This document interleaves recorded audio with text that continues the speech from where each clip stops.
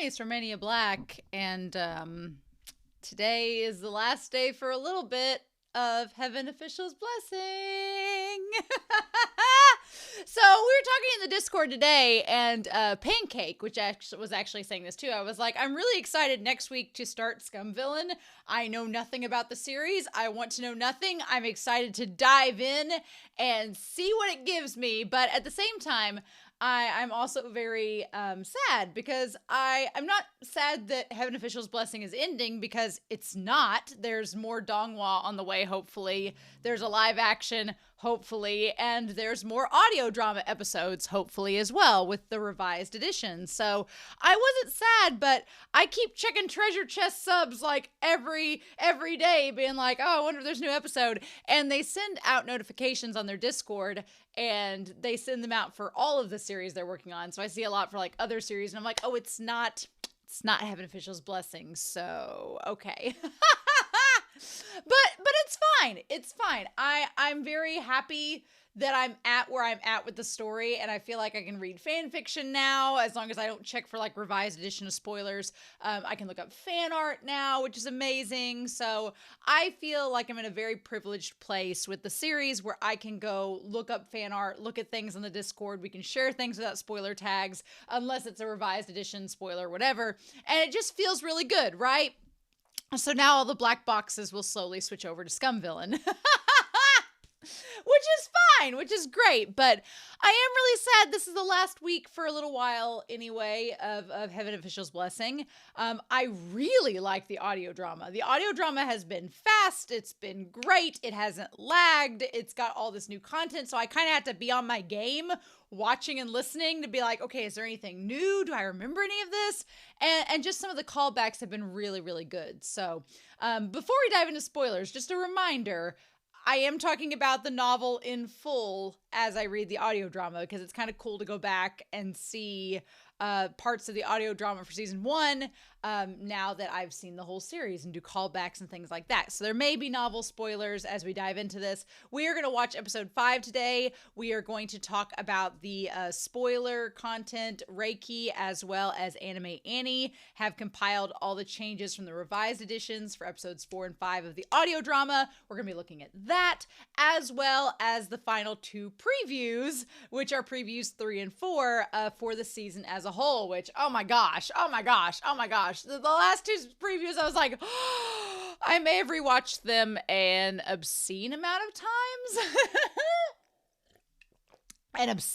times. Maybe just a wee bit, because they were really, really good. So what can we do, right? So I'm really excited about that. But yeah, super excited. Ready to talk about this with you all. Way 3845. We were talking about the in the last chapter of the novel, chapter 252, where they see the land of God and earth, and we did the extra and all that. And I talked about how when you roll the dice, you went to wherever Hua Chong, it was just some random place. But I had theorized it was somewhere that maybe you had a fear that you had from the past. And yeah, Way 3845 brought up a topic that I hadn't even thought about. But they were like, so when the Windmaster and Shelian went to the earthworms, was that a place that Shelian dreaded because he was stuck in that coffin so long that like earthworms started to dig into the coffin right before he got out? And I was like, oh my God, that's so twisted and crazy. But here's the thing. I don't know if that is the case, only because would Hua Chong let Shelian suffer like that? Or maybe around that time, as the worms were starting to like get on Shelian, the coffin bust out and Hua Chong was like, get out of here. I don't know. I'm hoping that's the case, because worms are like one of my big like phobias. I'm like, no. So that would terrify me. So what, man, that went to a dark place, Way. And I was like, oh my God, I hadn't even thought of that. Oh, so who knows? And then finally, Holy Milk said, we were talking about Mainian Ching, and Mainian Ching being kind of like the godfather, the stepfather figure to Shelian, and he kind of like oversees Shelian. He's like, you know, at first he doesn't approve of Hua Chong, but then he does approve of Hua Chong. He's like, no, he's actually okay and everything. And Holy Milk said, you know, if Mainian Ching finds out about these childbearing pills, they're gonna be like, I want a grandchild. I'm like, like, is Mei Xing the most adequate babysitter for a small child? I don't know. I don't think so, but maybe they'll turn over a new leaf. Although, in the words of Candy Muse, when you turn over a new leaf, it's still a leaf. So, yay! But anyway, I thought those comments were great. I'm really super excited to be diving into this audio drama episode. It's been hard to hold back. I've been holding back for comments, but I've really wanted to like just dive into the audio drama episodes as they were and see what we get. So, fun times. But yeah, I'm super excited. I hope you all are too. We are going to watch the audio drama episode 5 and then check out the notes before finishing up with the previews and just see what all we get. So I want to thank you all so much for supporting me through my Heaven Officials Blessings journey, and give a special shout out over to our Patreon, to our philanthropy tier, because they've been so very kind and supportive. And that includes Alex Cornejo, Anime Annie, as well as Be Happy, Dana, Danger Zone, Destiny Marie, Lois Sigier, aka Frogman, as well as Lyndon, Eric, Kiri, Matthew Palfinier, Murph Hugh, Nameless Monster, Sunspots, Shimoyama, Trails, Translucent Men, Nicholas, as well as Schlapalot, and then Mateo, or Ed Matthew Aguilar as well. Yes. So thank you all, as well as Sunspots, who has just caught up with the series as well. And it's been a lot of fun in the Discord talking with Sunspots. Sunspots is really intuitive. Sunspots figured out like one of the main twists within like 2 seconds. And I was sitting there in the Discord being like, and internally screaming. And then I was like putting in the black boxes being like, they know. And everyone in the Discord was like, yeah, that's how we felt with you. So now you get to experience it. And I was like, how'd you guys survive? And they're like, one of us. So yeah, that was really exciting. But I'm happy Sunspots is now caught up with the main story, and they get to start Scum Villain with us as well. So exciting times. But we're not going to waste any more time. We're going to dive right in and see what this audio drama gives us. And we're going to do that here in 3, 2, 1, and let's go.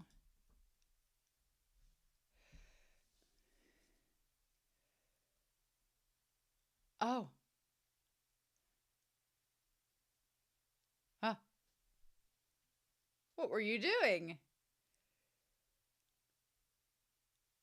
Oh.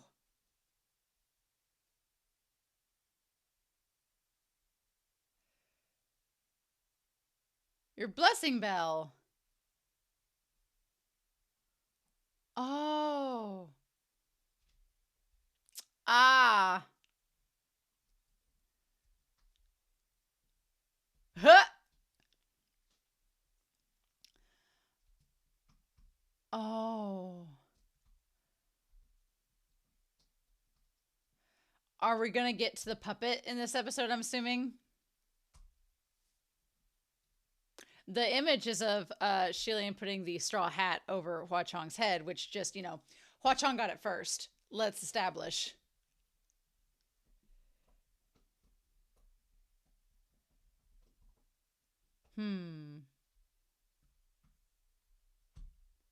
A prayer that can shatter a blessing bell is more extraordinary than breaking the beating drum, which accompanies a cry of innocence. Oh.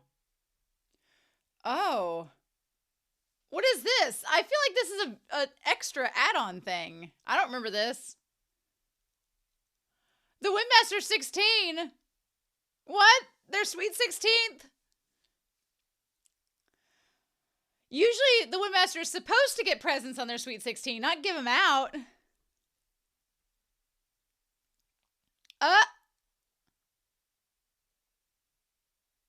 Aww. 1 merit. My luck is the same as always. I do remember this part. Yeah. Have you been? Oh, well, here's the thing. We started out friends, but it was cool, but it was all pretend. Oh, I love the coin dropping. That's such a good choice. Oh, or secret recipes.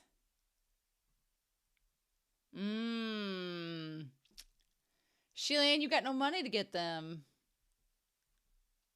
Because they don't want to do their job. Oh my God. They're too busy playing DraftKings to worry about, you know, Banyu.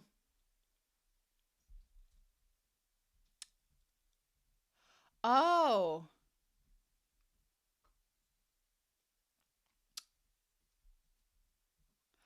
Ah, interesting.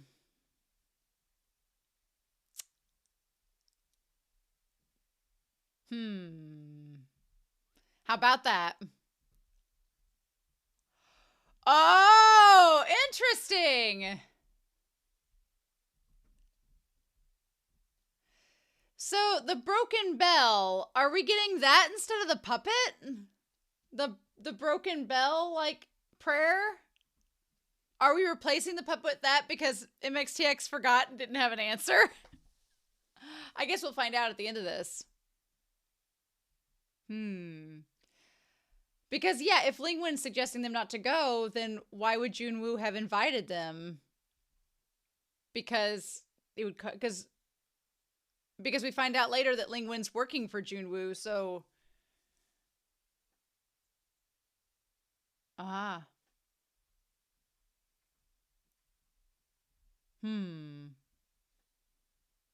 Interesting.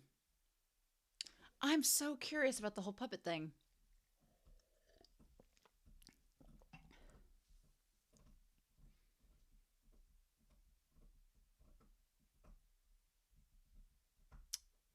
No one wanted to help.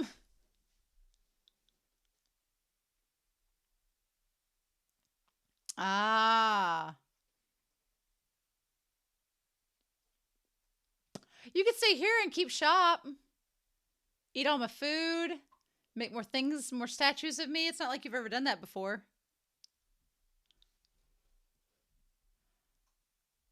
I don't know. Oh.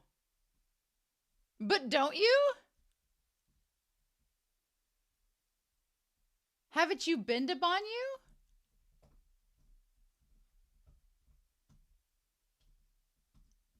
Huh. Half-Life Pass. Oh, maybe because it's called Half-Life instead of Half-Moon. What a quinkydink. I have heard of it. Banyu. Uh-huh. Yeah. That's the one. But it no longer exists.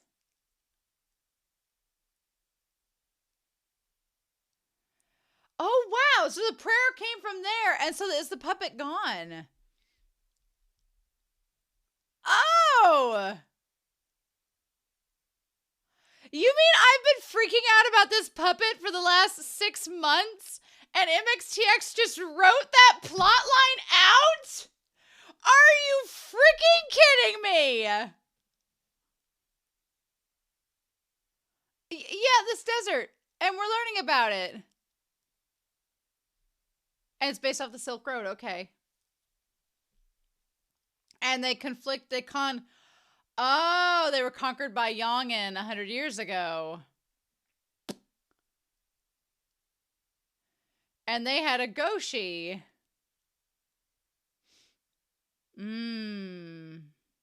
Which is Banyu.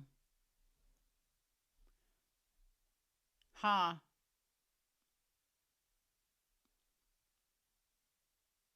The Half-Life Pass. That makes sense. They got rid of the puppet! I'm so absolutely floored.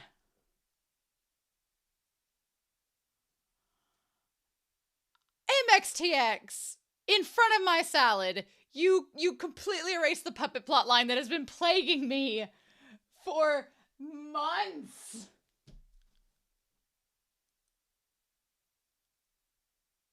I mean, that polite knocking. Oh my God. Nan, Fong, and Fu, Yao.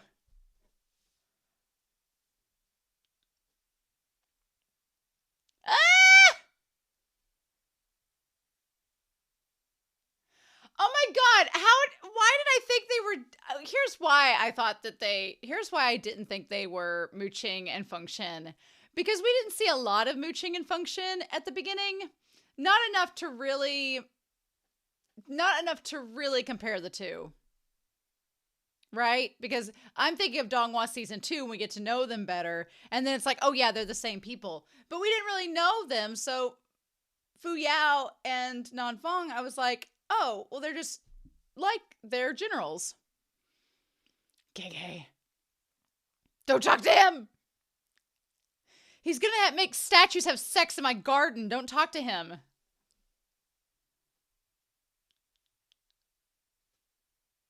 I like that Nan Feng asks these like dad questions like, where'd you meet him? How do you know him? Where's he from? You picked up a stray puppy, what's up? Do you even know his real name? Yeah! Yeah, like his dad, like a dad. Meanwhile, Mooching's like that friend that's like, I don't know, man. They're my assistants, not my servants. And he threw the broom at Fu Yao! Because of Mooching! Because he could see right through it! Shit, yeah! Bitch, you're joking. I forget that Fu Yao fought Hua Chong, or tried to for a hot second. Oh my god, I forgot that. Also, Rui wrapping them up is kind of like the Silk wrapping up Mooching and Fu Yao, or Mooching and Function on Mount Tonglu later on.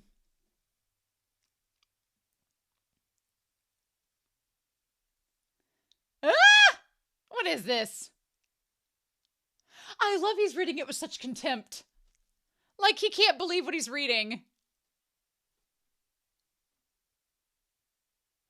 Oh my god, where's your dignity? That's hilarious.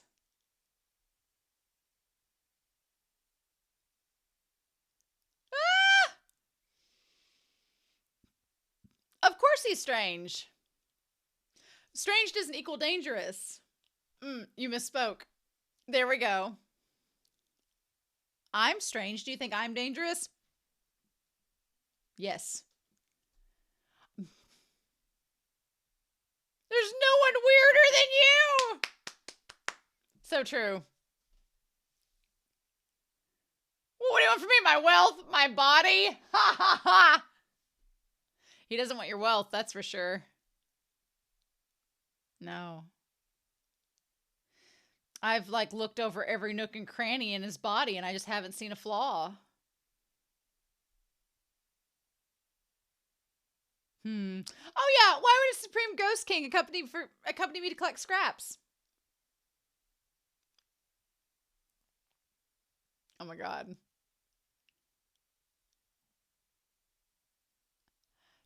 Oh, I love it.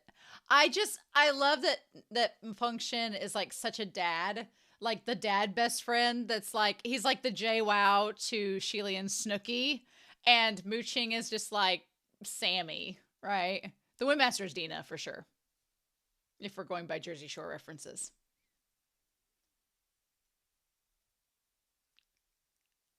I'm trying to fix this table that your friend, servant, assistant broke.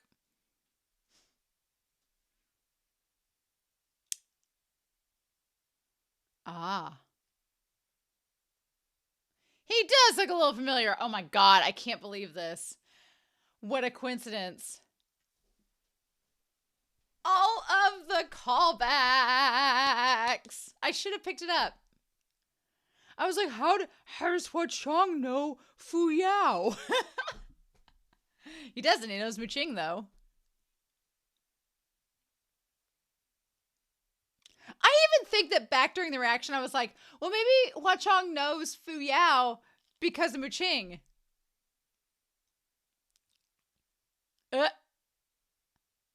Is there an issue? Mooching opens up his journal and he's like, and then there was one bed. I'm sure Mooching at this point was like, okay, I don't think Shilian would have done anything with Hwa-Chong, so we're probably good. Because otherwise he would have been embarrassed, right? Don't ask him.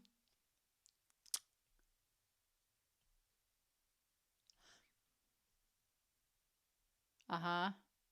Who turned all the soldiers into demons. So long. Just so long. That sound. You two just know too little. Love it. One of my favorite lines where he's like, take that bitch. The puppet is gone. I cannot believe the puppet. We don't get that. We can't retcon that in the Donghua. So what can we do?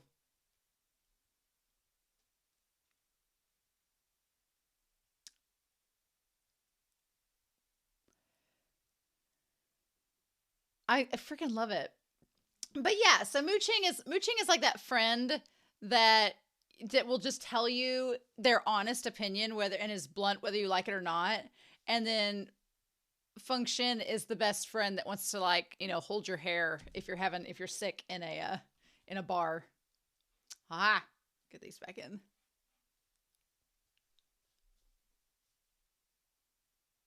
Hmm.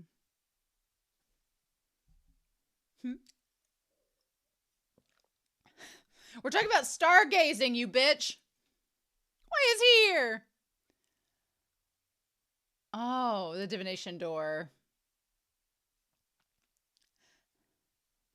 It's a vacation destination, mooching. He's like, gonna eat your food. I love that that's what Shelia thinks they're concerned about. Yeah.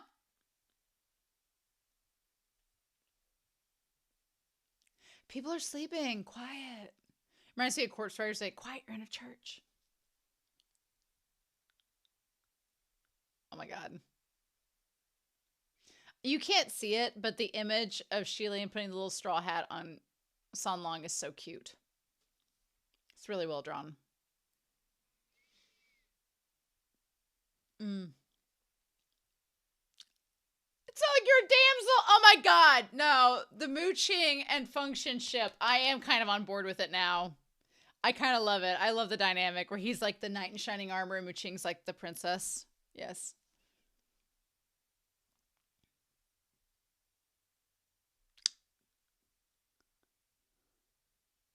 Aw. You're gonna get sand in weird places.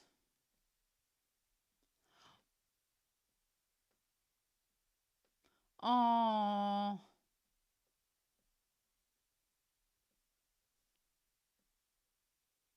So cute. Let's just talk to relieve the boredom then. Let's ignore your friends / servants. Oh my god. Oh, really?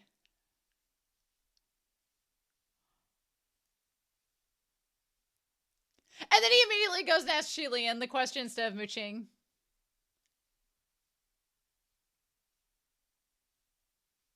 Oh. Uh-oh. And mooching's like, wait, why are we asking this question? What's happening?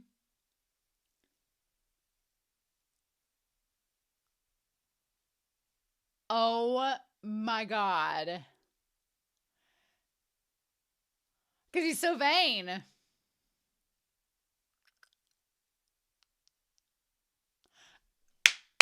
Function calling him out! Oh my god!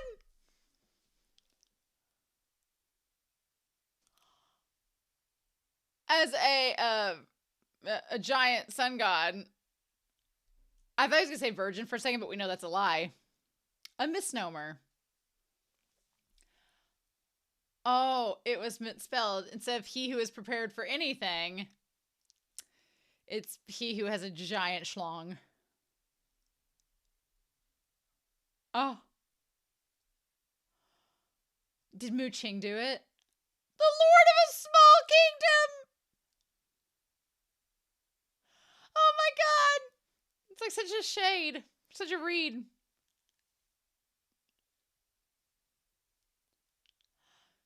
It's a temple for a man with a giant dick. I mean,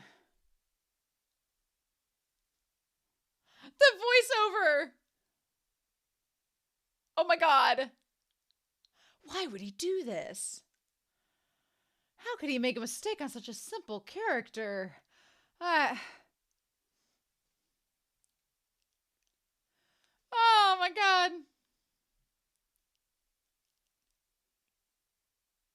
Oh my God.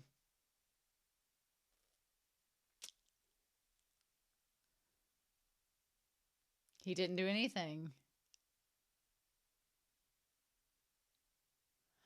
Oh my God. Wow. I love it. What a mess.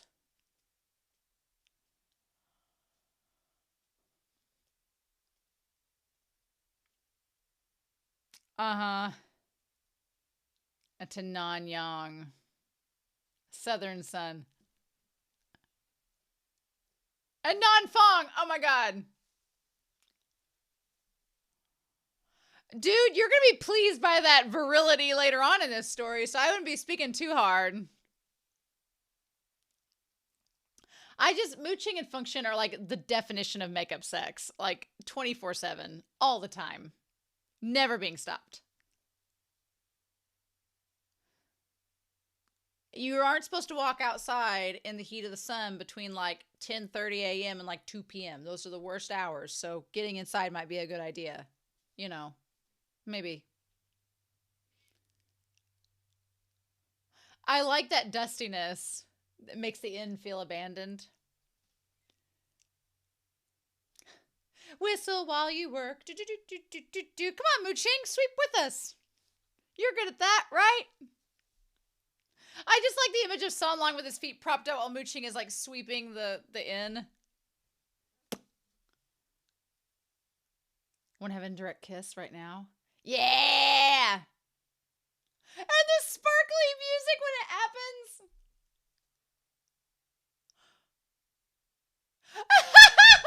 He said that! He's like, do you still have some more so we can make it a real indirect kiss? He's like, I don't want an indirect kiss from you.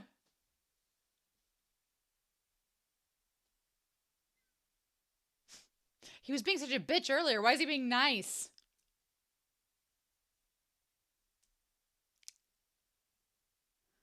Oh, we're fine sharing a pouch.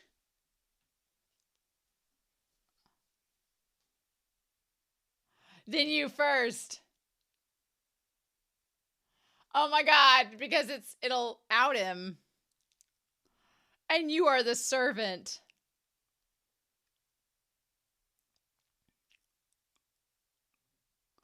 The table won't make it. Bathtubs, tables, wooden furniture in the world of MXTX doesn't last very long.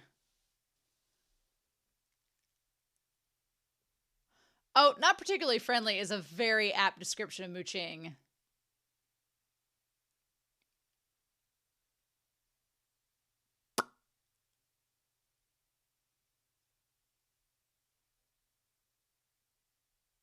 No.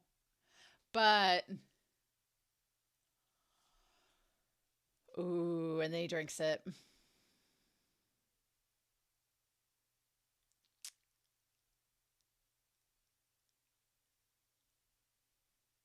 Yeah. It's paltry. This ain't Fiji.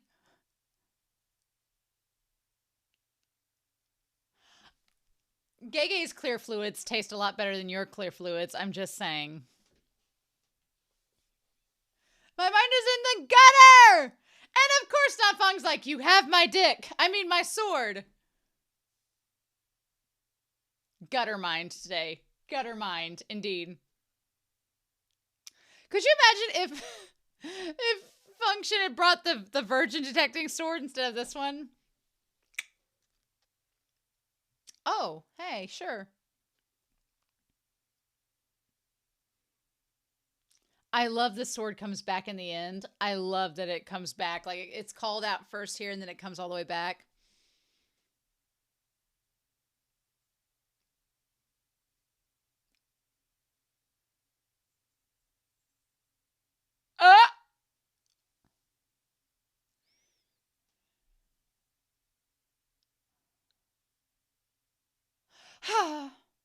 Maybe you broke it while you were on the road. Oh my God.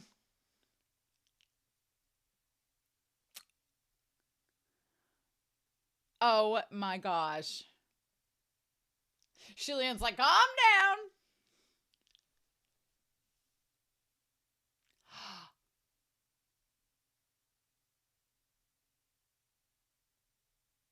They're not your average common folk. Ah! You damn right they aren't. Oh, I hope we get to see the Windmaster and Earthmaster before the end of this episode. But we probably won't. We're just going to get to the snakes, aren't we? Maybe.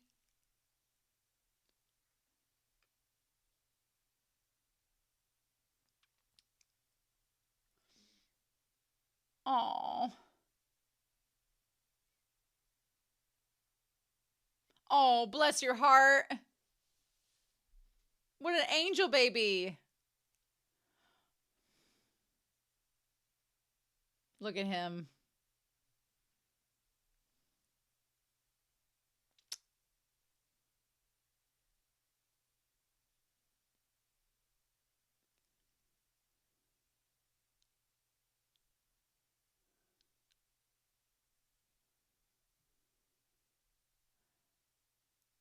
Oh.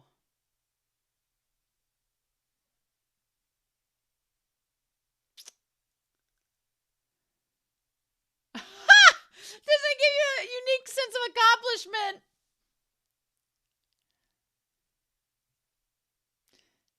I mean, as drag queens know, the worst element to be in is wind. Like a tornado. No, Shillian. Sturdy and reliable.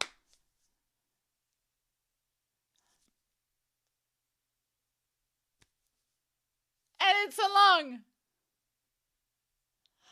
I mean, Rui knew what he was doing. Never mind. Oh, I'm not panicking. Ah!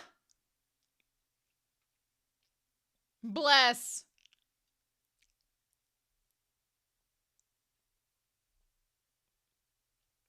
Oh, yeah. Shillian's like, oh my God, getting grabbed by that like ASMR, like, I'm here, was like, oh my God. Stop grabbing people, Rui.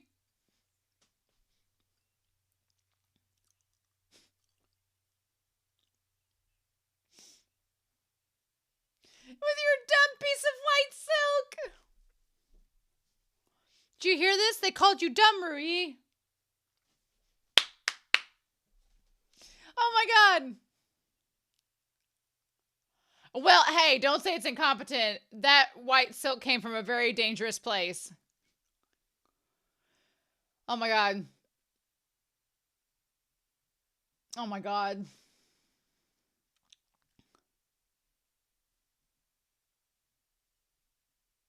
Bless. Bless this mess. And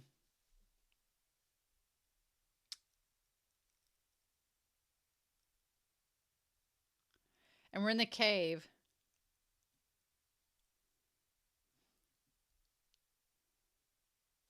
Aww.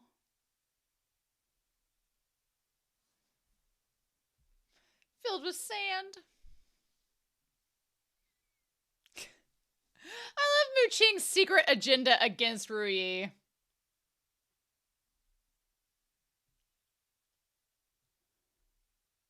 Oh, it's not our... I like this little world building they explained early on that, like... And Chan Yijin, yes! Yep. Meanwhile, Chan Yijin's just like, what? Like, he just perks up his, like, bushy hair everywhere. Somebody talking about me?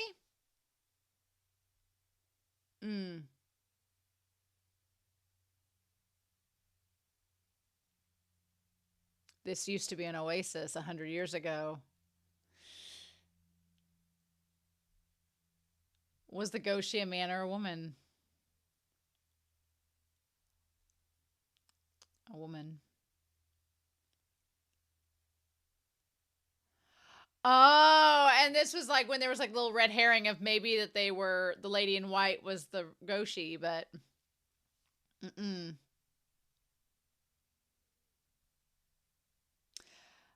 sandstorm. Well, I mean, or it was the Windmaster. I remember being so confused, being like, I didn't know if the Windmaster was the Goshi, if the Earthmaster was Banyu, or whatever. The two masters. Feng Shin and Banyu.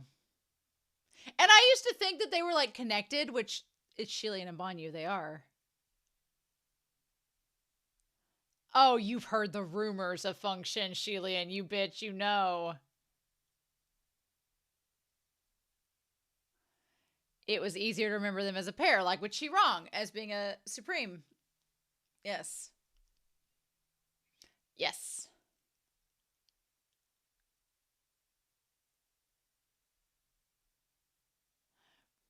Very sound. Ah, the Chi-Rong shade continues. Continue, go on. I love that we get that Chi-Rong shade so early on. I passed by while collecting scraps, sure.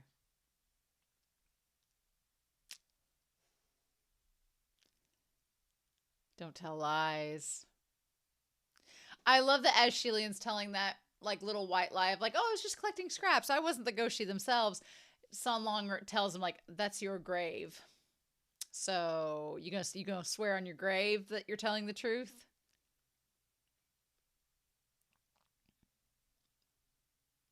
Hmm. I like that non-Fong / Feng Shin does the light.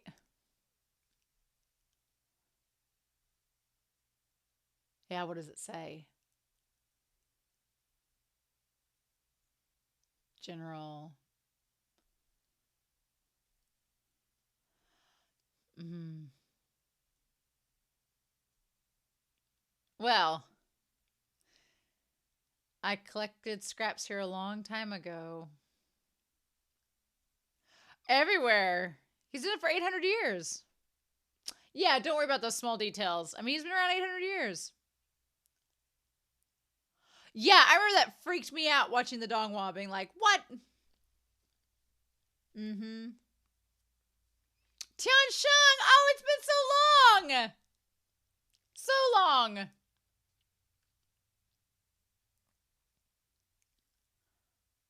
Well, you kind of just suddenly came in here, too.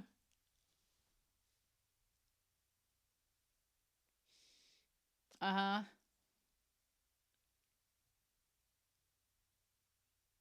Hmm.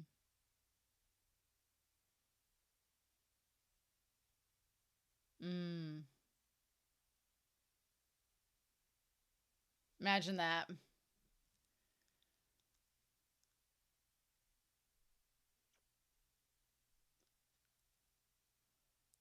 Ah.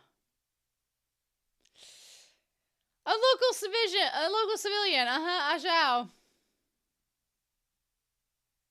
Which is Pei Su, right? Oh, his voice, yes. I mean, we heard it during the bridegroom, but ooh.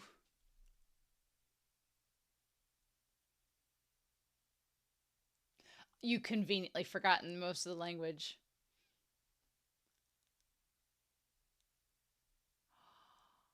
And Huan Chong's like, I'm gonna let you get out of saying this.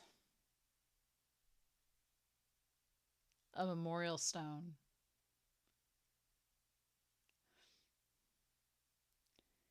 Because he was around him when he found out, so of course he'd learn. I loved this, them reading it together. Mm-hmm.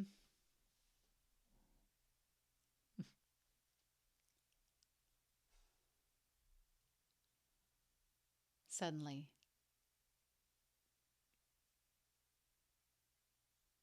Died.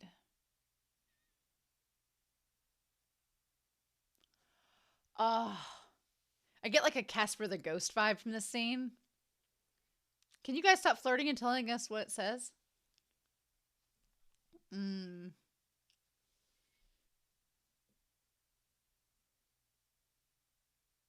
Oh. He was only a lieutenant. No.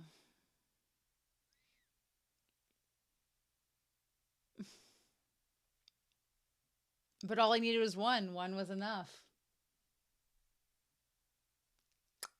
Oh. Well, you'd be surprised about that. Uh-huh. Ha! Love Shelian's like, well, it's me, you little brat, but yeah. It wasn't. I love that Hua Chong is like, he wasn't incompetent. He was actually amazing, but you know what? He got in his own way on the battlefield. I love Hua Chong defends him. That's so great.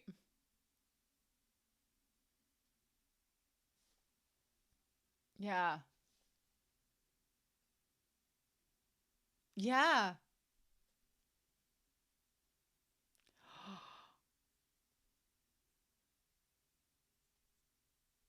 Oh, Peisu's voice. Oh. Oh. Heavy is the head that wears the crown. Yeah. Oh my God, right? To be so soft-hearted like a woman. Well.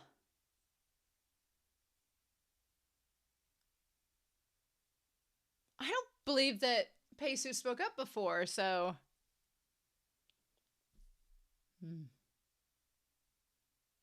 Oh.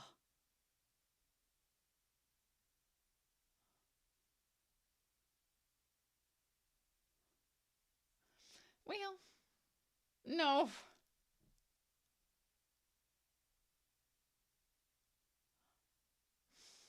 I was trampled to death.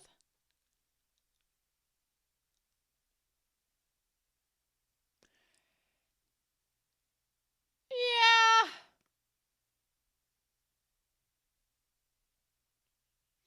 Oh, but Sun Long doesn't laugh. Yeah, is it funny? Oh. Oh, that's so heartbreaking. That's so heartbreaking because Hua Chong is like, don't laugh at my Gege dying that way.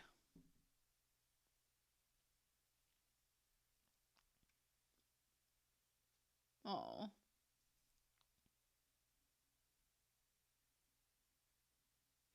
Oh. Yeah. Oh, yeah. Yeah. And yeah, it's Hua Chong.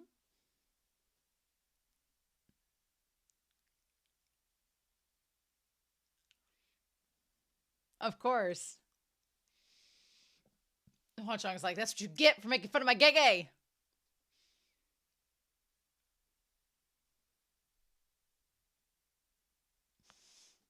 No. No, I made it up. Ah. Ah. Naughty! Ah! Hua Chong's like, I know you're going to do something about it. Oh, shit, the snakes. No! The scorpion snakes. Oh, no. No, no. It can't end there. Oh, why? No, that went by too fast. Son of a bitch, no.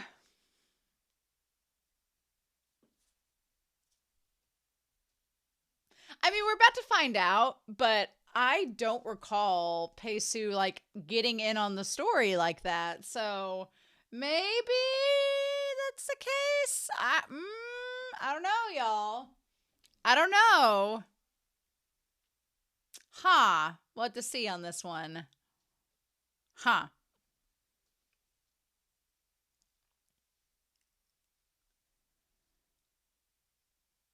Oh my gosh. I can't believe how obvious it is now that Function and Muching are not Fong and Fuyao. It's so obvious. And I think just because I didn't know Mooching and Function that well, and then I wasn't even thinking of them being the same characters, and I was like, oh, well, Fu Yao and Nanfeng just take after their generals a lot because they're around them all the time, and it's like an intergenerational rivalry because, you know, a big theme of this story is intergenerational trauma. So I was just thinking, like, you know, you have Goshi, Mei Nanqing, you have Shi Lian, you have Ban Yu. I was like, oh, it's just Feng Xin and Nanfeng and Mooching and Fu Yao, but no, it's not the case at all, which is hilarious. But, what can we do? You know, that's so funny though. And then Hua Chong like defending Shilian. Pei Su's voice though, that deep voice. Oh, it's like Pei Ming's, only a little bit more innocent and just like soft and sensual. Like, give me ASMR of that. I'm with Banyu. I'm all for it. Yeah, so I'm so excited to read what the changes are that Reiki and Anime Annie have found. I'm super excited for that. Very much so.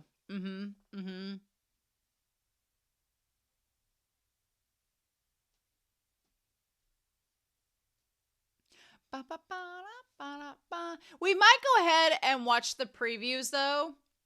While I have this recording, we might go ahead and watch the previews, and then I can take my earphones out and we can talk about the changes.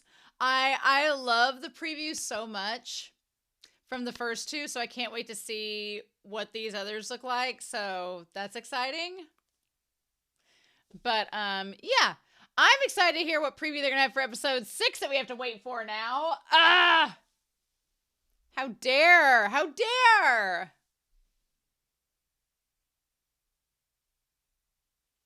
This ED is beautiful though, right? Can we agree with that? I mean, the lyrics are so on the nose, it's not even funny. And they're really pretty, but that music video, gorgeous. Gorgeous. I've watched it several times. I'm like, yes, please.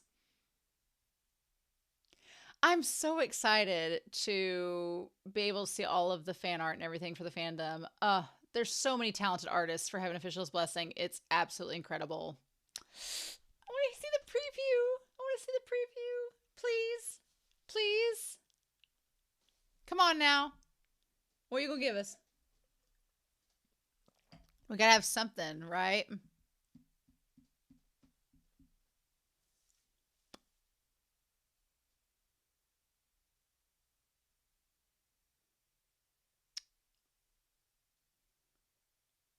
Oh.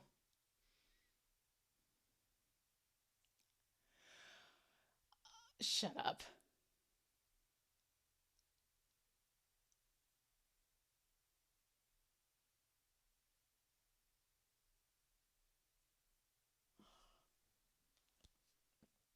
Oh my God. Oh, yes! Human fertilizer! Oh my God, it's called human fertilizer. Are you joking? The voice for the female Earthmaster does sound a little weird. I'm not gonna lie. A little weird, but it's okay. All right. Okay, so then this is the preview, the third preview. It's like 5 minutes long, so we're gonna hear what this sounds like. I'm so excited to get a preview since we don't know what it's gonna be like until we see it. So we're gonna see that here in 3, 2, 1. Let's go. I love the animation style of this. Yes. That just shot is beautiful.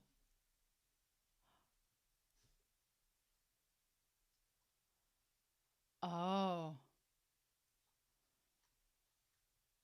Oh.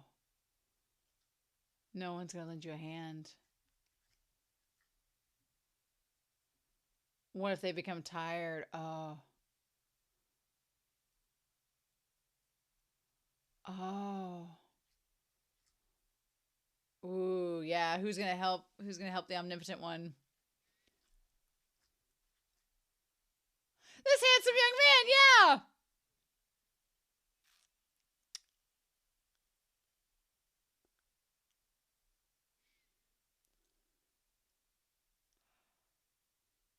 Oh. A flower. Oh my god. Who else? The only god I know. Who else would I give it to? Ah. No, I love it.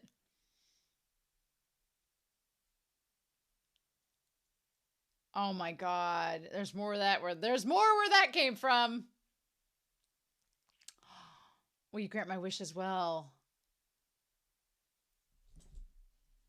Ooh.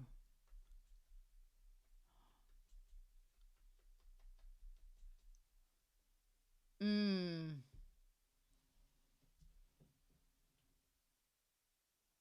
Uh-huh. My limited capabilities.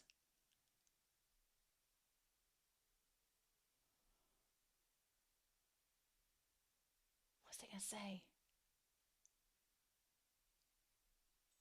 Oh, we don't get to know.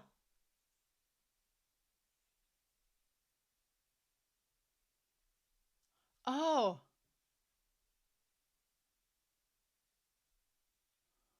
Ooh. Oh.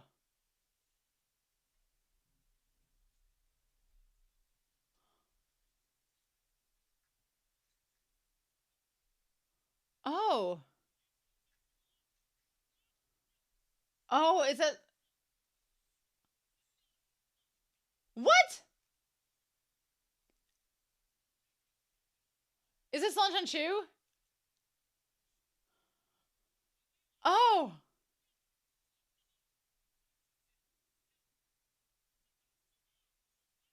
Or is that Pei Su?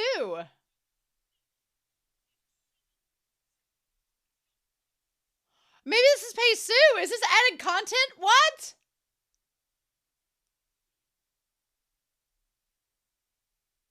I don't remember this. What?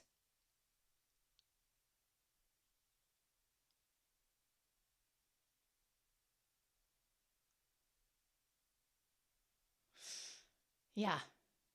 Uh-huh. Ooh. Ooh.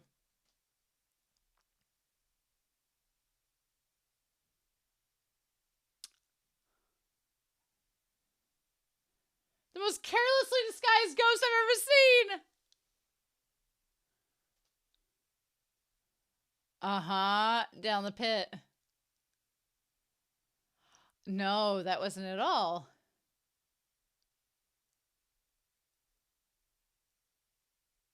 Because you're you. Shut up. Shut up. I wonder if that last scene was like Pei Su and Shilian teaching him. That'd be interesting. I'd like you even if you're a beggar, and I would despise you if I despised you even if you were a king. Yes.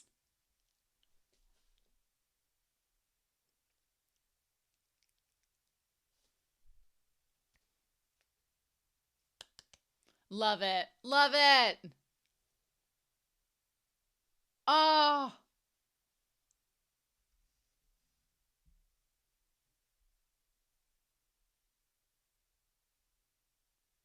Oh, and that's it. Oh. I'm really excited. If there's like more Pei Su content, I'm like, yes, please. Let's have that. I'm all for it. I'm here for this. All right, so this is the other preview, and it's a little bit longer, but I'm so excited to get previews for this whole season because we know it pretty much covers volume 1, if I'm correct, right? So, but we don't know like all the added revisions and extra content we're gonna get. So, we're gonna look at that here in 3, 2, 1. Let's go.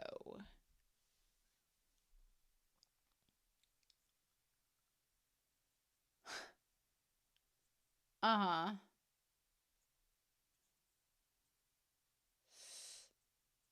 Uh huh. Yes. And Leon.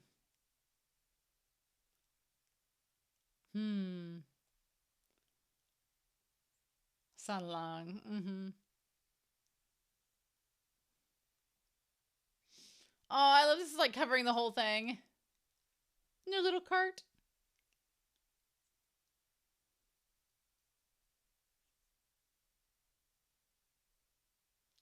Sure.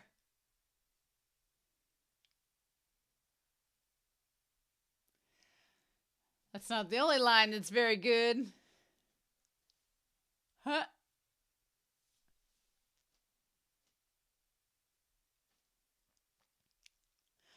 Aw. Look at that.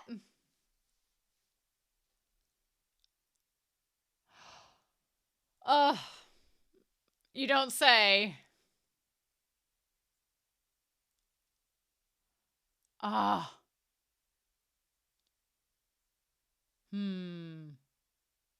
You're too easily deceived. I am catching him as a kid. Ah.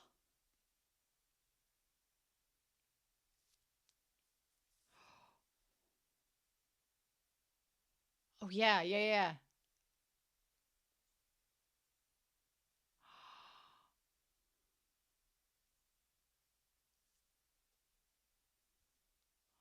Oh. With the hair. Oh.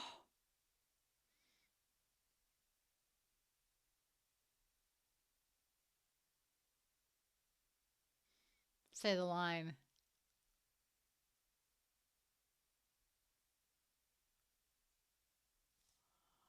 Ah! Oh!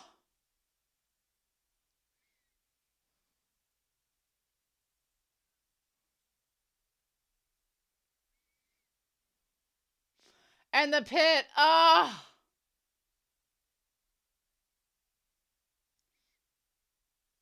And he says it to him so many times, damn it!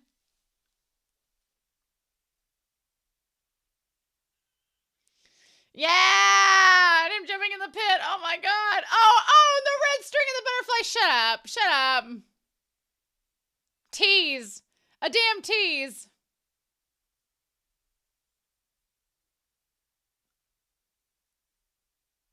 Oh.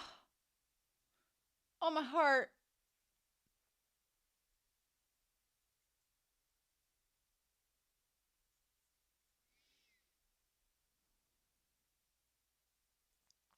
Oh. With the flower.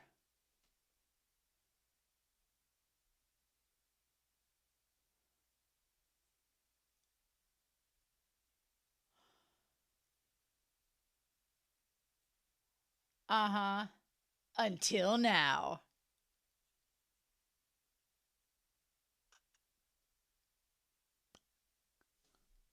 Ah! Ah!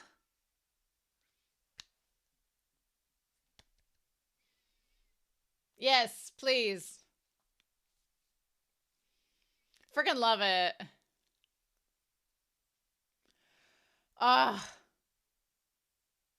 Yes. So good. Oh. Oh, my heart. Oh, there's still quite a bit left.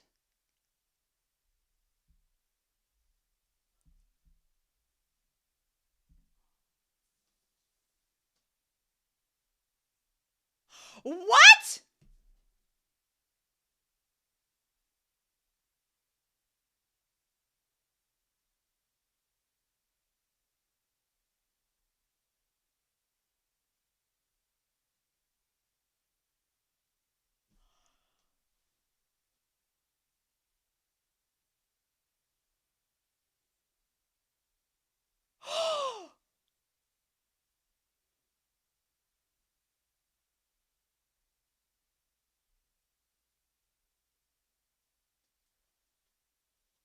What?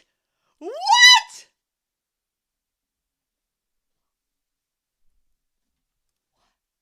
Romania.exe has stopped working. Has stopped working at this exact moment. What? What? What? What? What? Oh, what? That was even if nothing happens, that was That was a time. That was a time. Oh.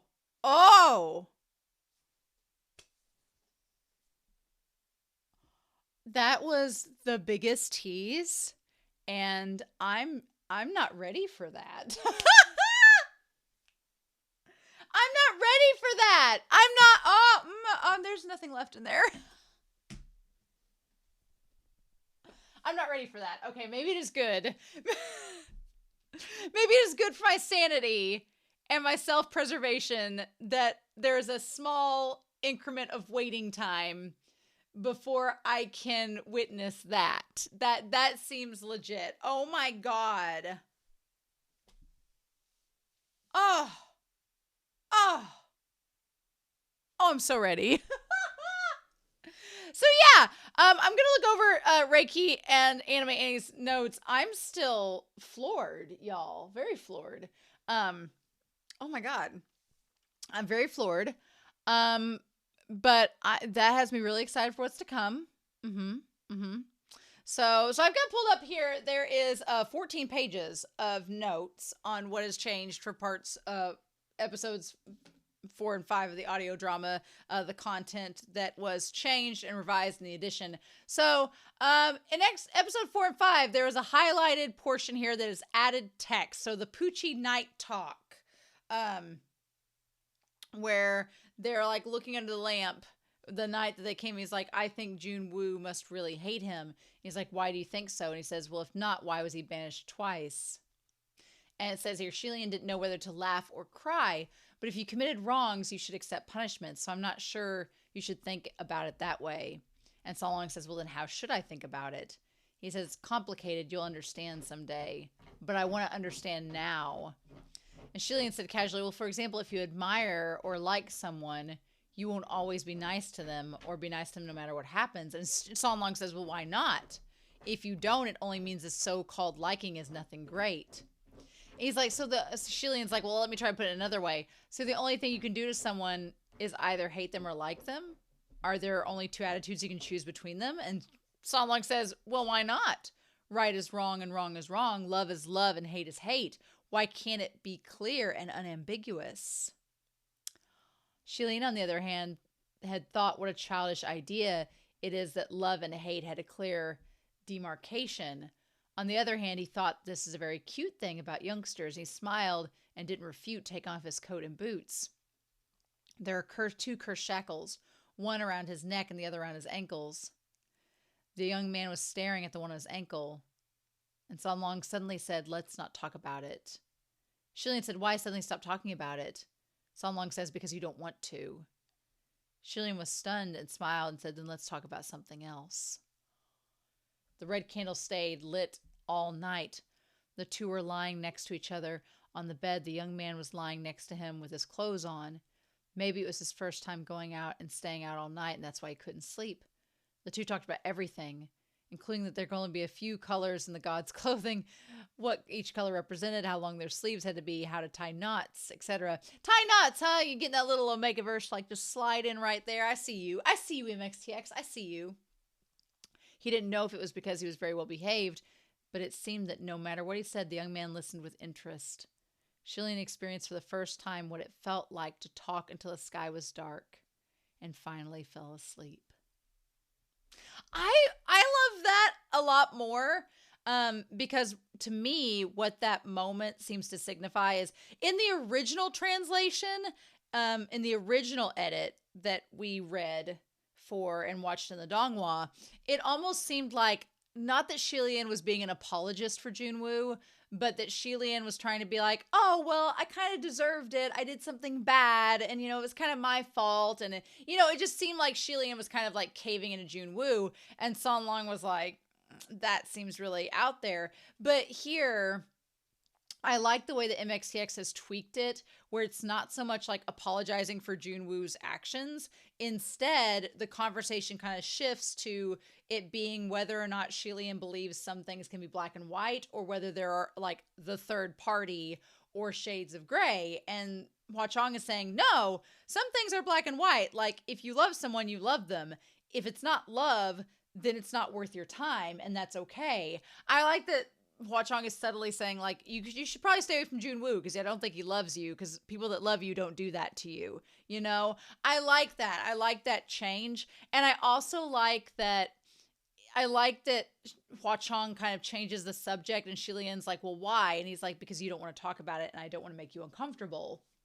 Which is a contrast to Junwoo, right? Because there's some occasions where Junwoo kind of like keeps prodding and poking at the information, and it's like, But then I love this concept of Shilian staying up all night, talking with Hua Chong, them talking about anything and everything. It's so romantic. It's like you're getting to know someone, you're talking about everything. And I love that for the first time it says that Shilian was able to talk and be listened to. He wasn't being lectured. He wasn't having people chide him. He wasn't having people just being like, oh, Shilian, you're being ridiculous. Like, San Long sat up all night and listened to him, and he was able to talk with someone and get to know them. And it's very romantic. I love it. And it also makes their relationship that much more deeper, because it's not just like, oh, well, we hung out in an apartment in a shack that night, but then we went to sleep, so we didn't really get to hang out. No, this like allowed them to establish like a connection with one another. That's so sweet. I love that. All right. So then we have the morning after the first night at Pucci Village. So in the early morning of the next day, Shilian opened his eyes and vaguely felt there was no one next to him, and he called out in a dazed San Long. There was no reply, and he got up with more awareness, and as expected, there's no one beside him. Did he leave without saying goodbye? Unexpectedly, before he pulled his clothes up to his shoulder, he looked up, and just like that, he was more awake than ever. And there's the portrait, right? We get the portrait there. Shilian suspected that he was still muddled from sleep and his hair still messy as he held the portrait and stared at it for half the day. It was indeed the crown prince who pleased the gods, but it was impossible for the painting to finish itself before he had even moved the brush. Thinking back, he told the youth last night about the pleased god's picture, and they may have drawn it before he left as an accommodation fee. If so, he couldn't help but sigh. That young man really has amazing painting skills. Gorgeous but not flashy, beautiful but not tacky. His memory was also amazing, and almost all the details were not lost. But suddenly his eyes narrowed and he thought something's not right. And so then he goes and finds San Long like cleaning up outside of the shrine. And I like Shilian's like, he took the broom from his hand and said, how can we let the guests do this? San Long replied, well, since I slept in Gege's bed, doing some work to pay back is nothing that I shouldn't do. Okay, and so Shilian was like, okay, whatever. And that's when he like tied up the crooked ponytail, and he untied his hair, holding back the black hair in his hand with one hand and calmly scrutinizing it. The other fingers lightly rubbed his hair. The youth's black hair was long and clean. Who knows if he was getting fidgety after being touched by him for a long time. He smiled and tilted his head slightly, saying, Gege, are you helping me tie my hair, or are you thinking of doing something else? Of course, like, Hua Chong is like internally screaming at this moment, being like, Gege's touching my hair. And Shilian raised his eyebrows and said, I've never tied hair for anyone. I hope this student won't dislike it. The corner of San Long's mouth curled up and he said, of course not. Okay, so they did that. And they tied the hair back up, and then they talk about the painting. Okay. And Shilian and San Long says, what's the matter? Looking at your expression, is the painting I painted not good? And Shilian hurriedly said, well, how can it be? You painted very well. It's just that it was too good. Even the details Shilian didn't talk about had been painted on. The people of ancient Shanla believed that the most perfect and ideal state was androgynous. So when expressing the highest and most beautiful gods in their hearts, they would combine the details of men and women's clothes, crowns, ornaments, and hair all at the same time. And one of the details were the earrings. He'd completely forgotten about this god-pleasing attire having a pair of earrings, so he didn't mention it last night, and most people would never have thought of drawing this for a martial god. But in the painting just now, the noble youth in the painting did wear a pair of small red bead earrings. Was this just coincidence? I like that for two reasons. I like that addition because, one, it sets up the coral earrings like from the get-go. We get that set up so early on. But also because, again, they talk about like a lot of times they try to associate this feminine energy with Shelian, and I'm like all about the buff Shelian agenda. But I like the idea here that they established that Shanla believes in like androgyny. So Shelian being buff but also having some like feminine quality makes him more androgynous, which I think kind of is cool because it ties back to his heritage. I like it. So San Long, with his crookedly tied up hair, looked more and more playful, but Shilian seemed to see the evidence of his crime. Even if he was not made fun of, he was still embarrassed. He said, "Let me do it one more time." And San Long said, "No need, this is good enough." San Long pointed at him again and said, "Gege, you just helped me just now. Why don't I help you now?" What? Shilian was pointed at by him, so he looked to the water basin and only then realized it turned out just now when he woke up, he was too shocked and forgot to tidy himself up. And with a head of soft, messy hair, he went in and helped the others brush their hair for a long time.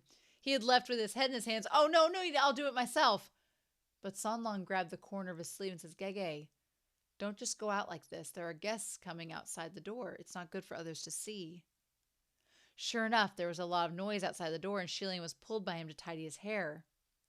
When we went out to see, there was a large circle of people. I wish we had gotten more of like San Long doing Shilian's hair. Would have been nice. And so they're like, "Oh, it's him. You're the Dao Zhang who subdued the demons last night." Yeah, so that was an added on thing. Okay. So then Shilian tells them they can't bless people with children or anything like that. I mean, not yet. Not until the ghosts give him a certain item, right? So then we have this added paragraph. When the girls saw the young man, San Long, their faces glowed red. Originally wanting to put just one coin in the merit box, they involuntarily added a few more. Donating once was not enough. In order to get a few more looks at him, they came back to donate yet again, even when they already had done so. Until Shilian couldn't stand to see that any longer, he took out the money they donated and stuffed it back to them so they wouldn't get scolded by their family, and they went back. I like that little bit. Not only is Shilian trying to like let the girls keep their money, but there's like a little hint of like a jealousy trope where he's like, "Get away, go away, leave San Long alone. Quit coming to look at him." It was easy to disperse the crowd, and Shilian still did not give up and continued what was interrupted just now. Okay, so Shilian, what is this thing? Okay. So then, oh yeah, so San Long, he's talking about San Long coming back into the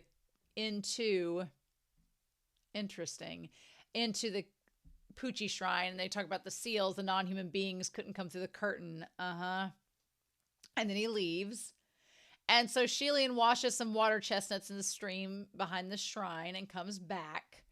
And that's when he sees San Long making him the door. Okay, so then there's this part. He's like, Shilian closes the new door, opens it and closes it again, and San Long says, "Gege, is it really that interesting?" Only then did Shilian suddenly wake up, feeling he was really silly, and laughed. "Well, it's because you made the door too well. Thank you." San Long rested his cheek in one hand, slowly ate the water chestnuts that Shilian brought back, so that's that continuity. He says, "You're welcome. The incense is not bad." This was the first batch of offerings after Shilian's third ascension.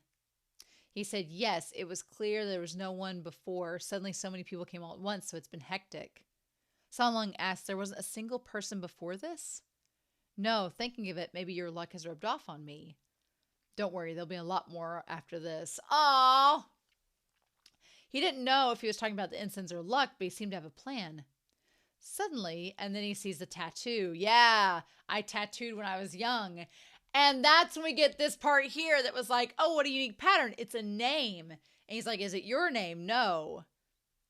And then San Long said, "Why don't you continue asking?" So he wanted Shilian to find out, right? To see if he would. Interesting. He was like trying to give Shilian hints and clues, and Shilian was like, "Oh, well, a person tattooing another person's name on their body feels like it has special meaning, and it's inconvenient for outsiders to ask." And San Long's like, "Okay, fine, we'll just save it for the very end of the novel." Right? Okay. So then, here's the thing. Shilian had already tested him 3 times before and after. Looking at the palm, tying his hair, closing the door, they were all flawless. He decided to try one last time. He dug out a brass bell from a bundle under the table, went outside and hung it under the eaves at the door of the shrine. But the eaves were too high, and he wasn't tall enough to reach. He was thinking of borrowing a ladder when the youth walked up beside him and took the bell from his hands. easily hanging up saying like this. And he's like, oh, yes, thank you. He's like, what is Gege hanging the bell up for? And okay, so the blessing bell was introduced in episode 4. That was last week's. Blessing bells are commonly used as magic devices. It's also the first time I'm using one. I didn't have the money to buy it before, so when I moved here, I took the opportunity to buy it this time. What is the use of it? For example, if there are inhuman beings approaching, it will ring without any wind blowing. And then it rang 3 times. There was no wind or rain, and they stood under the eaves silently, and the bell rang 3 times again. He said, like this now. And he said, no, if it's a warning about an evil spirit, it will continue ringing unstoppably, as if urging for life until the evil spirit leaves. But if it rings with a pause between like this, it means that someone's praying for a blessing. Okay. And somebody's like, does Gege understand what it says? And he's like, well, naturally, it's strange. Listening to the words it conveyed, it doesn't seem like a person is praying. It keeps repeating 3 words. And it sounds like, not only wasn't it stopping, it rang louder and faster. This was so wrong. Shilian cautiously said, it's a bit weird. Let's retreat first. The bell suddenly rang like crazy, so shrilling it pierced people's ears, and at the same time, beams of yellow light exploded. Shilian grabbed the boy, so long, and was about to throw him back, but suddenly he tilted, and when he came to his senses, he was already lying at the farthest corner of the Poochie Shrine. There was even a person pressing on his body, which was San Long. Oh, to rescue him, to keep him from getting hurt. Although he's pressing Shilian under his body, the bodies of the two didn't have much contact. Oh, so he was just like had Shilian. He was like basically hovering over Shilian to protect him from the blast. Oh. The 2 bodies didn't have much contact. Shilian just grabbed his arm and asked, are you all right? He's like, what about Gege? Naturally, I'm fine, but what were you doing just now? I pulled you back, yet how did you still end up blocking on top of me? That was too dangerous. Are you really okay? San Long let him grab at his chest and back, checking all over and smiling. I really am fine. Gege, instead of looking at me, why don't you look at that? Now all that was left was a dry piece of string where the bell used to hang. Shilian blinked, his heart knocking out his chest. My newly bought blessing bell. It had actually exploded. San Long also blinked, saying, so prayers are like this. It's still my first time seeing it, so it's really amazing. No, this is definitely not. This was also his first time seeing a prayer that caused a blessing bell to explode.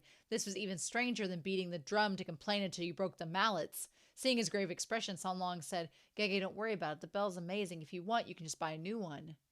And Shilian didn't know whether to laugh or cry. How could this be the reason for his grave expression? Although the blessing bell was indeed very expensive, so expensive it took him many years just to save enough money to buy one, only for it to explode promptly. Womp womp. This is an accident. It should be an accident. You wait a moment. I'll check something. And he went to shut himself in the small room and connected to the Heavenly Court's communication array. So yeah, and that's when he found out about Banyu, and he had heard it from the blessing bell. Okay, so when Shilian, here's some notes. When Shilian retreated from the communication array, it was already nighttime. San Long was sitting at the window of the Poochie Shrine, moonlight drenching half of his body. Only when he heard Shilian's footsteps did he turn around and sat up straighter. Like in his Hua Chong, pose. Okay, so here's a note. In this version, the empty puppet that came to ask Shilian for help has been removed and replaced with the blessing bell. The blessing bell explodes due to too many prayers coming from Banyu, and this leads Shilian to ask the gods in the communication array about Banyu Pass, and linked back to the scene where the Wind Master was giving merits away. Oh my god! You mean to tell me? I freaked out all this time. I was so worried this whole entire time about this damn puppet. It was keeping me up at night, y'all. Keeping me up at night. Making me question things. Being like, am I going to have to wait till the very end of the story to find out about this damn puppet? Am I going to have to wait till the revised edition a year from now, when we get to it, to know if that damn puppet, what it was? No. MXTX just was like, yeah. Shit, I didn't answer that question for all those people who were freaked out about that, did I? You know what? I'm going to just write it out. I mean, it makes more sense now that Shilian just heard the blessings and was like, oh, Banyu needs my help. I'm going to go to Banyu. And it makes more sense because Lingwen's like, oh, maybe not actually. Because that leads Shilian to meet the Windmaster and the Earthmaster, which kind of starts this whole chain of events. So narratively speaking, much better choice getting rid of the damn puppet. Plus, it kind of leaves the story open to talk more about puppets later on and it not seem repetitive. So fine. Perfectly fine decision. It's just like, I can't believe. I have a feeling that all of you in the Discord were like, do, do, do, do, do, do, do. Do we tell her or lead her in a sea of lies? And you all got on you got on your empty shell people surfboards and floated down the sea of denial and just let me just wade in it. So yeah, okay. Well, that solves that problem. Because, yeah, listening in the audio drama, I was like, why would Lingwen not want Shilian to go to Banyu if Junwoo had sent the puppet? But maybe MXTX had planned for that storyline to have more to it. And then they were like, never mind. We're just going to axe that. That's not going anywhere. Okay. So before going to Banyu Pass, I like, okay, yeah, functions like the bed. And Shilian's like, this is it. And he's like, did he sleep on the same mat with him? Yes. Is there any problem? And he's like, what you want to know, I'll tell you, the half-dead pass. And that's when Shilian's like, oh yeah, half moon pass. So Shilian basically says everything that the puppet had said, only Shilian knows. And it kind of reveals that Shilian knows about the Goshi. And it's funny because he was the Goshi and he knows all about it. I love this idea that, you know, back when we were reading this first part of the novel, I thought that the Goshi Fengshen and Banyu's Goshi were actually like connected, which they are. Shilian and Banyu are connected, but I thought it was more like, you know, they grew up together, had worked together, and then Shilian's like, no, there's 100 years between them. I'm like, well, what do we do with that? And then we find out. I also forgot that it was Yongin that invaded and took over Banyu, so there's that connection there, right? It's just interesting how Shilian like just lies through his teeth and is such an unreliable narrator, and we don't realize he's an unreliable narrator until we get further into the story, and then we're like, oh yeah, we can't trust what Shilian says. It's just great. Okay, so spinning in the sand tornado. We have the original version versus the revised version, right? Okay, so the original version is now the four of them were spinning rapidly in the air. Between the dark yellow sky and the earth, the tornado was like a crooked sky-supporting pillar of sand, and a white silk band binding the four figures together, spinning endlessly in this pillar of sand. The more spinning, the faster it got, rising higher and higher. Okay, and I don't think anything really changes much in the revised version. It's like now the four of them were spinning in circles in the sky. Between the dark yellow sky and the earth, the tornado was like a sky supporting pillar of sand, a white silk band binding the four figures together. Yeah, that all seems pretty much the same. But then Shilian says, why did you all come up too in the original version? And they saw besides the sand was still sand, and all they heard besides the wind was still wind, and they had no choice but use their loudest voice. Fu Yao yelled back while eating sand that you'll have to ask your stupid white silk. Shilian seized the stupid white silk with both hands and resignedly said, Ruyi, Ruyi, all four of us are now counting on you. This time you must not grab the wrong thing. Now go. Okay. Meanwhile, the revised version is they had no choice but to roar to each other with their loudest voice, and Fu Yao yelled in between eating sand and spitting out, what's the matter with your stupid white silk? I've never seen such a dumb magical weapon. And then he says, here's your last chance. Otherwise, your name will be changed to Stupid White Silk. Now go. So just cleaning it up. I like the revised version. So far, the choices MXTX has made in revising and adding on content, I really like. Which, you know, usually when you revise something and you get a chance to edit, it's like, yeah, this makes a lot of sense. These were all very sensible decisions, so thank you. But yeah, I really like those decisions. The idea that MXTX is going to give us spicy goodness, or at least like hints of it this early on in the story, I am not opposed at all. At all. Damn it, I'm so excited that we're going to get this in the audio drama. I'm loving the changes. I'm loving the audio drama, but I'm so sad that now we have to wait until Treasure Chest Subs releases episode 6 and beyond. But I'm not going to complain because they're doing an amazing job translating. It's super clean. It's very easy to access. Unfortunately, Treasure Chest Subs doesn't just have open invitations to their Discord, but if you do get a chance to join my Discord on Patreon, I think that Pancake and some others, including myself, will post links to join the server in the future if they get released. I know on their Twitter, I think they announce when they get, invitations open. I highly encourage you to join if you get a chance to, because they're not only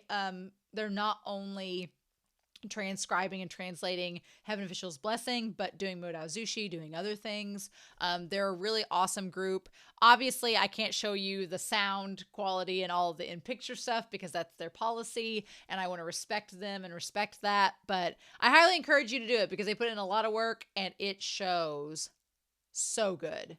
So, I can't believe that we're going to go on hiatus from Heaven Official's Blessing now. I'm so sad about that, but onwards and upwards. And next week, I'm going to be starting my Scum Villain journey. Now, a couple things before we start. One, I am doing one episode at a time of Scum Villain's Donghua before I start the novel. It is what fits in my schedule. Please don't ask me to watch multiple episodes. I've heard they might be shorter than typical Donghua episodes. It's what it's going to be.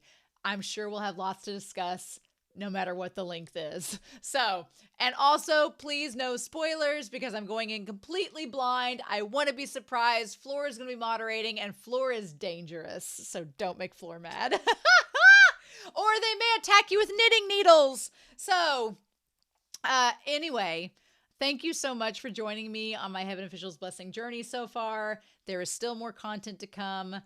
We just have to be patient now for it rather than having it accessed at our fingertips. So, sad days. But in the meantime, I hope y'all have a wonderful week.